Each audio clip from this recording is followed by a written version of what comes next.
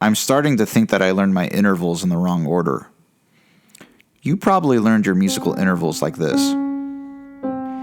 Intervals refer to frequency relationships. Everything in music can be reduced to intervals, the molecules of musical matter. This may seem like the right order because the intervals get bigger, but music doesn't exactly make sense from small to big. Why are fourths perfect while thirds can be major or minor? I propose a solution.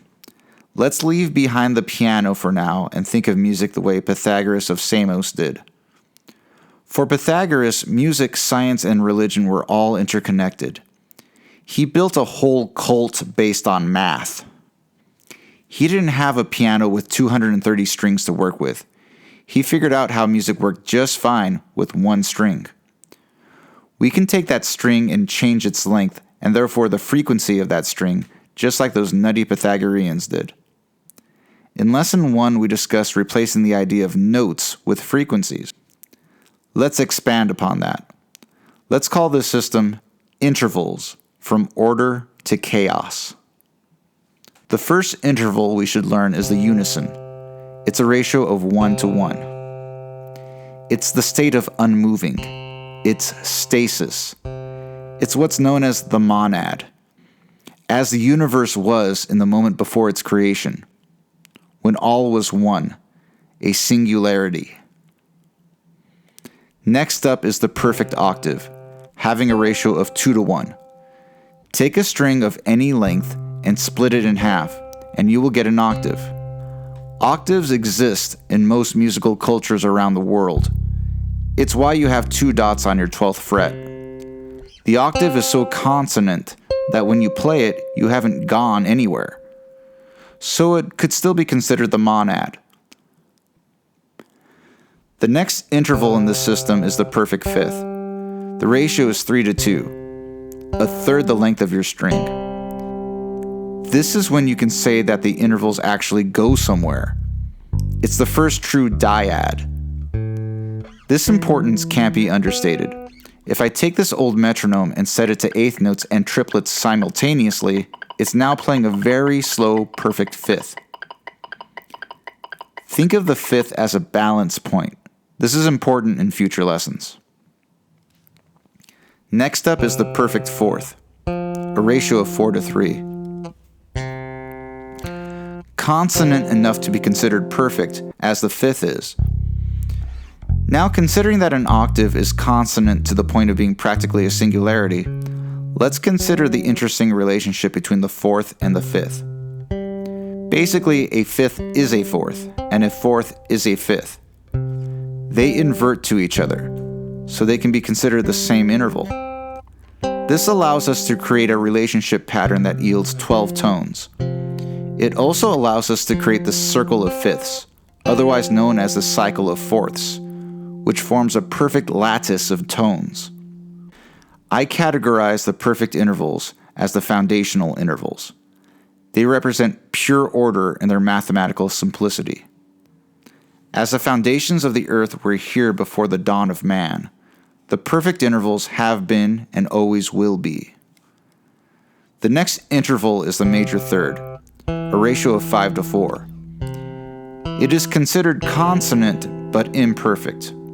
I call it the yang interval. It is bright and warm, not unemotional and solid like the perfect intervals. The minor third is next with a ratio of 6 to 5. Minor thirds stand as a counterpart to major thirds. The minor third is dark and sad. I call it the yin to the major third's yang. An interesting feature of these intervals is that they invert to their tonal counterparts. A major third inverts to a minor sixth. A minor third inverts to a major sixth. Like the eye of the serpent in the Supreme Ultimate, in yin there is yang, and in yang there is yin. I call these the corporeal intervals because I feel like they have a material and tangible form, like our bodies. They are the light and dark elements of music. As the complexity of these intervals increases, the notes actually move closer together. A major second is pushing the limits of harmonic stability, having a ratio of 9 to 8. The major second inverts to a minor seventh. The minor second edges closer to dissonance than ever. Its ratio is 16 to 15. Minor seconds invert to major sevenths, which were until recently considered dissonant. I call these the adjacent intervals because, well, they're next to each other. Their closeness creates a sense of motion.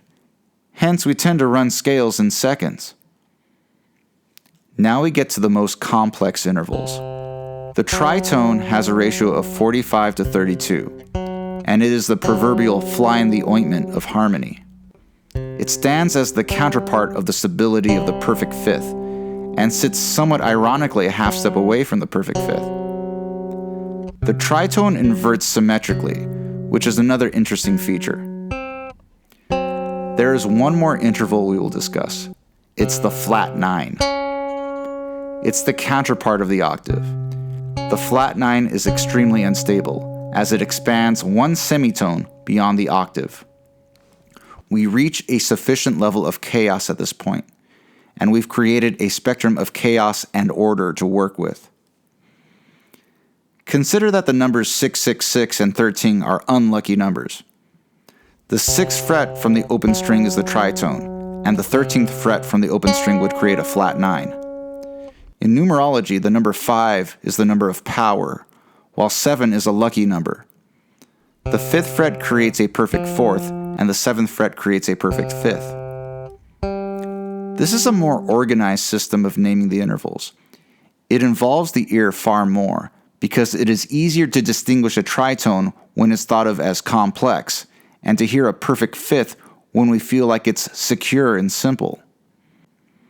If I had started learning music in this manner, then perhaps I would not have run into as many problems as I did when I was starting out.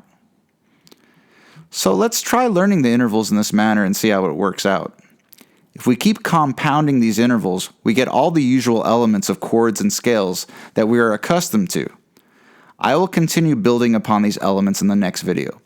Please like and subscribe, and tell me what you think in the comments below. Thank you.